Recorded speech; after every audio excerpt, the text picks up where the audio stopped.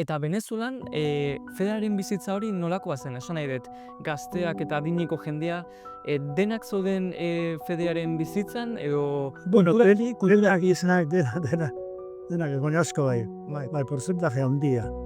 Bai, eliza jende asko juten zan, eta nahiko jende religiosoa zan. Bai, Bai, bere kulturan sartua zegoen erlijioa. bai, zegoen kofradi bat, Cofradía de los Diablos Danzantes de Yare. Eta, egiten zuten konpromiso bat, Elizar apaizaren aurrean, Corpus Christi eunean, palioaren aurrean, dantza egitikoa.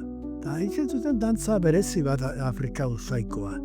Bai, eta apaiza zen El Diablo Mayor.